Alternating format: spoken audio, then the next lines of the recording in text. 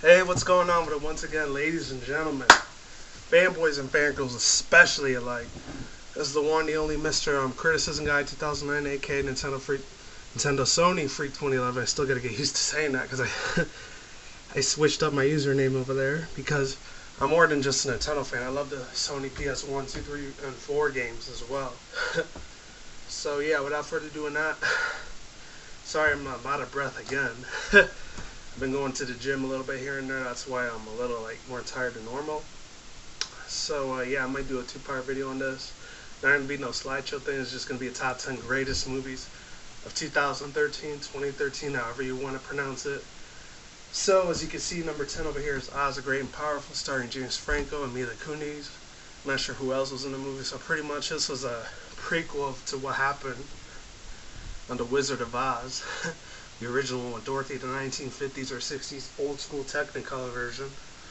Anyways, other than that, it's a really amazing movie. Definitely check that shit out. I checked it out last year in March, around almost this time. In 2 more months, it'll be a year since I've seen it.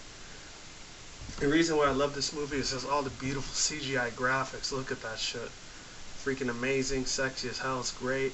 There's a little bit of a plot twist towards it because it's pretty much James Franco's the main character and Mila Kunis is she's actually the good witch in the beginning, and then she ends up being evil later on. You'll see why if you haven't seen the movie. And that little Moreno dude's in there, if you can see in the background. The little midget guy, he's in there too. I like this little teacup girl. She's really awesome. She's like my most favorite character out of the whole movie. With the Oz and Great and Powerful, there's these evil little pixie things in there too. It's real fucking crazy. Another really funny thing about this movie is that you got a lot of the old school segments. They didn't really talk about the Lion or the Tin Man or anything like that, or Dorothy at all. Just talked about Oz being the wizard or whatever, the wonderful Wizard of Oz. And he ends up being a fake the whole time and a phony because he really doesn't have any super magical, mysterious powers or whatever. And another reason I really like this movie is that really 3 sexy, hot-ass witches that were in there. And she ends up, it's funny, the blonde witch, Glenda, the good witch, she ends up being evil, good, and these other two end up being evil with the electricity and fire power. She has these bubble water powers. That was really awesome. As far as the aspect goes, the storytelling is really beautiful. I love the CGI effects in this movie. Really fucking amazing. Very impressive acting. Very beautiful music themes in here. I love the ending when they give you a cliffhanger what's to come later on. And that's why it's number 10 on the list. Coming in number 9 on the list is After Earth. I know it's an M. Night Shyamalan movie. A lot of people give M. Night Shyamalan a lot of freaking that bullshit on almost sometimes. Except for The Village. The Village is pretty much that one, and any movie he did before that was amazing, phenomenal, and Oscar, Emmy Award winning for damn sure, I'll tell you that. But unfortunately this movie didn't really cut to the chase. It's fucking sad, but it's crazy because Will Smith's one of the biggest freaking 90s and 2000s freaking stars of all time. And I grew up watching The Fresh Prince of Bel-Air almost every fucking day. You can bet your ass I was a huge ass fan of him back in the day. Especially when he did Independence Day, and I'm trying to think of another movie he did. Oh yeah, that was Martin Lawrence, like Bad Boys and Bad Boys 2. One of the best movies he did in the 90s days. Really awesome shit. I suggest you check out his older work. Because after that he kind of fell off a little bit, but I still got a lot of respect for him as an actor. Very phenomenal actor. Unfortunately, I can't say the same for his son Jaden. It's like he was forced to do this movie, like he did with the black version of The Karate Kid. His thing was crap. I'm sorry, even though Jackie Chan was in there with them. I didn't really care too much for it.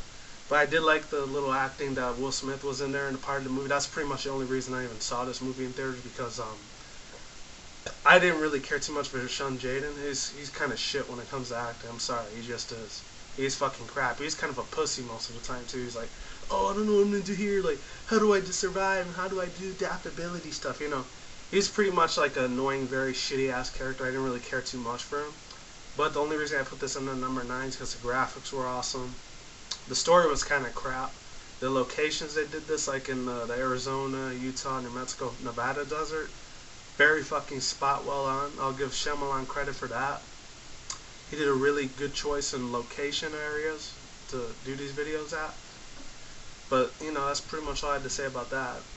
And After Earth, it's probably not going to get any Grammy or Oscars or whatever, but you know what, other than that, I think it's still awesome. That's why it's number 9 on the list.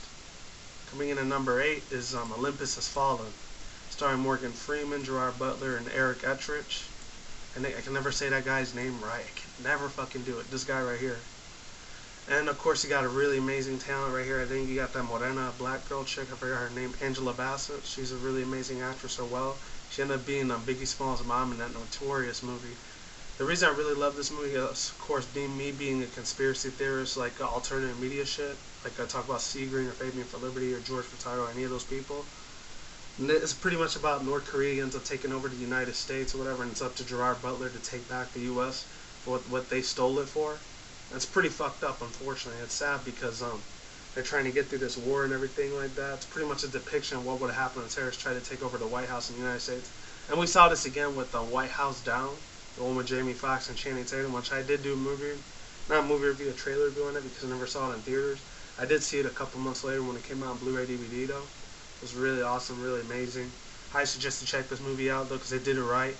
Lots of blowing up, explosions, a lot of bad guy action in here. Not too many sex scenes on this thing. There's a lot of translation when they start speaking North Korean and stuff like that. So if you're not really into translation stuff, this movie's probably not for you. But overall, very amazing storytelling. The aspect of it, the protagonist was freaking awesome. It's Gerard Butler. He's taking out all these terrorists like a boss. He did a lot of taekwondo or karate shit in this movie too. And yeah. That goes for that. So that's 1098. Number 7, Delivery Man, Vince Vaughn. I actually saw this movie in theaters a little bit. I didn't really care too much for it, but you know what? I just wanted to be random and give Vince Vaughn another chance because in the Vince Vaughnverse, as Jeremy Johns would always say, you know, this guy's funny. I like this guy a lot. He's awesome. You know, I grew up watching this shit way back in the days when he was on Wedding Crashers. Even though I was way too young to understand a lot of those sexual concepts at that time because I was like 10, 11 years old when that shit came out. And that's where him and the other dude, Owen Wilson, got their start at, and they just became famous-ass actors after that. You know, some people will call him Adam Sandler, but you know what? I don't give a shit, because he's awesome as hell, and he's epic. And this movie is pretty much about him. He ends up being the father of, like, 536 kids. Correct me if I'm wrong on that. Because I guess he slept with every girl in the world, I guess. I have no fucking clue. Anyways, other than that, another reason why I like this movie, you know, the laughter, the comedy's there. He's pretty much like this, guy in Chicago. He ends up being like some meat tenderizer, like deli shop owner. There's this like dad in the movie owns, and it's up to him to find these 536 kids because he doesn't want to confront all of them. So it's very emotional aspect. I'll give it 100%. Really good shit on there.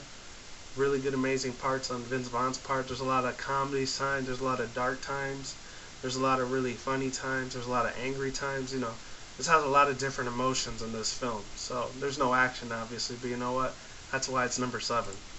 Coming in at number 6 right here is 21 and Over. This thing, I actually did a movie review on this. I think it was January, February, or March when I did this last year, and there's a movie review. The reason why it's number 6, it didn't really entertain me too much. You know, it had that stupid-ass teen kind of shit to it, but it was funny as hell at the same time. It's about these college students.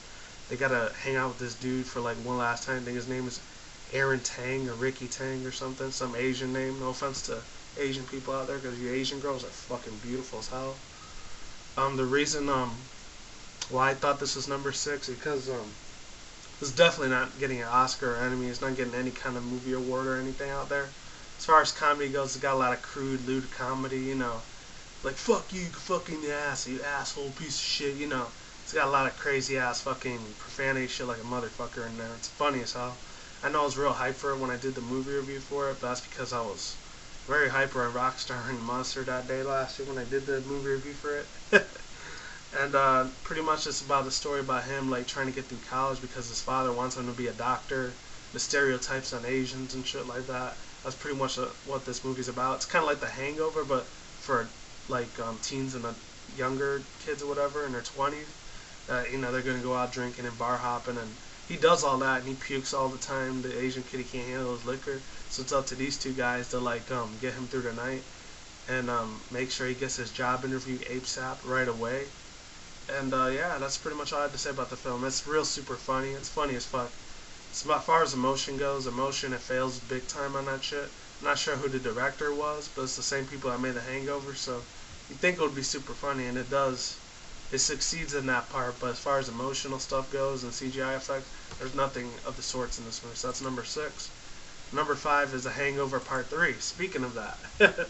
So yeah, pretty much the reason why I like this one, number 5, it's obvious over here in Vegas, where I'm from, obviously, and I already know where some of the areas and locations where they did this fucking movie too. It's funny as hell because I pass them by like every fucking day. But anyways, getting into that part, I think is awesome as hell. The movie is the third part, the final trilogy, where you got Bradley fucking Cooper, Zach Galifianakis. I don't know what this dude's name is.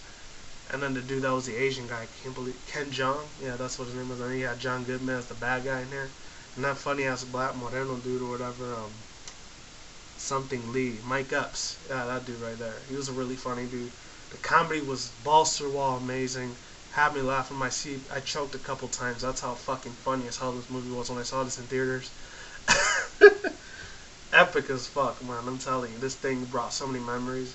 And something Jenna McCurdy or Jenna McCarty was in this movie. Megan McCarthy. She was funny as hell in this film, by the way. Definitely check her shit out in the movies or whatever. 'Cause she doesn't need a YouTube channel, obviously. Another really funny thing about it, there's a lot of action-packed involved in this. This is an action comedy that you definitely want to see. Definitely not for the whole family, because they do use a lot of profanity and cussing. There's a little bit of partial nudity in this shit, too. So if you're offended by any of that or drug use or whatever, this isn't a movie for you. But if you don't give a shit about that like I don't, by all means, watch this shit. It's funny as fuck. It's hilarious. You won't regret it, especially if you came out from a hard day at work. Highly suggest you check this out. Coming in at number 4 is Pacific Rim. I actually missed the first 5 minutes of this movie last year when I saw it, unfortunately. But I have really, really amazing actors like Idris Elba, however you want to say it. The guy that was in a couple other movies, this one white dude, I forgot his fucking name is, damn it. And this really cute ass sexy Asian girl, oh my god, she was fucking beautiful. She looked like the older version of Scott Pilgrim vs. the World movie, but looks like she got a lot older. The one that played Knives, I think that was the same Asian girl, I'm not sure. I could be completely wrong. So this is pretty much, like a lot of people say, this is like Power Rangers for adults. It's Power Rangers meets Godzilla, meets Pokemon, meets Digimon, meets all these other anime things, Let me take a drink of my water real quick. This is from Warner Brothers Pictures and Legendary Films, so this thing was epic as fuck as soon as this thing came out. This was on July 12th when I saw it. I saw it in 3D too. Highly suggest you watch this thing in 3D. You will not regret any cent that you just spent for watching this movie in theaters at the time, of course, because this is in Blu-ray already. Another really cool thing I liked about this movie, besides the acting choice, it was really amazing. Best celebrity stars in this film ever to date of 2013 is that I love all the action, the kaiju versus the freaking I forgot what their names were. Fuck, kaiju versus the Gojins. I don't know. The big giant Transformers machines. That's pretty much what they are. The Transformer machine, those things are epic as hell. A lot of explosions. There's a little bit of emotion here and there. There's a lot of flashbacks to the past kind of scenes. That was really amazing. I love that part of the film. Another really good reason why I like it is a lot of the blood and the guts come out from the monsters. That was fucking epic. It was cool as hell. There's a little bit of comedy here and there, but it's mostly a lot of action, adventure shit. Definitely the thing for you. I love at the end when they explode the whole other dimension of the kaijus where they live at versus these other guys right here. Freaking insane as hell. The Jaegers, that's what they were. The Jaegers were the ones with the Transformers. I love how the Jaegers were kicking a lot of the asses of the kaijus.